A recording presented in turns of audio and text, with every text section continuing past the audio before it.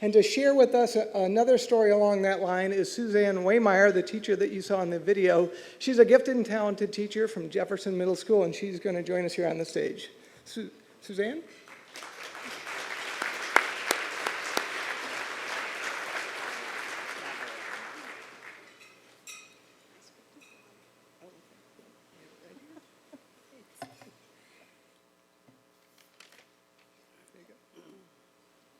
Good evening. I'd like to share with you, as I mentioned in the video, a success story from one of my students.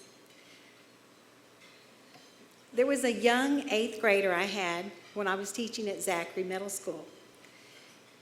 I was teaching this young, bright, always polite, diligent working young man. And he was a great student, had a great family, but they had some financial troubles at home. He had shared with me the week before that he was hoping to have their electricity turned back on when he got home that day. He had also shared with me how a couple of weeks ago they'd had their water turned off, and they'd just gotten it turned back on. Things like this happen once in a while, and his parents were fantastic, caring parents, but they weren't too good at organizing their finances and had had great difficulty in paying their bills month to month. We'd been working on our Junior Achievement Finance Park unit for a few weeks, and now it was time for the kids to do a practice run in the classroom. They select their life situation card, which shows their occupation, their marital status, how many kids they have, and how much money they make. The day they were handed out, he was absent. So the next day he came in to get the card, and I had a few left. He was a great kid. So I gave him a card with a pretty nice income, one of the highest. I believe it was an architect making $72,000 a year.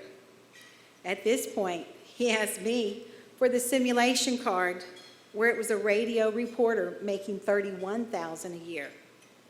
Tried to explain to him it's a lot easier to live on $72,000 a year than it is $31,000. But he said no, he wanted $31,000. It was more realistic to what his parents live on. And he wanted to go home and teach his parents how to budget. As the next few weeks went by, he shared with me how he would go to the grocery store with his mom, and some of the items he'd make her put back because they were wants and not needs.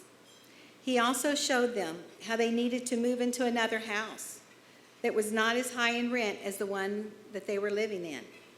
By the middle of the next year, I saw him at a baseball game and asked him how things were going. And he said, great.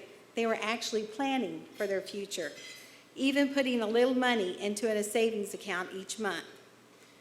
Sometimes we take things for granted, such as being able to pay for our bills each month.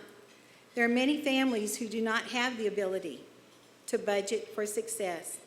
But with Junior Achievement Finance Park, this unit, we give students the power to understand and create a budget that will help them plan for their future and be successful in saving for a rainy day.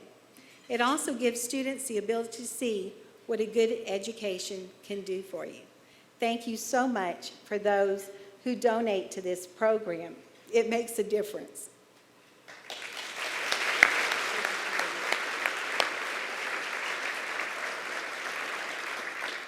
Thank you, Suzanne. I can assure you those grocery prices are the lowest in the nation, and you'll find great value at your local store.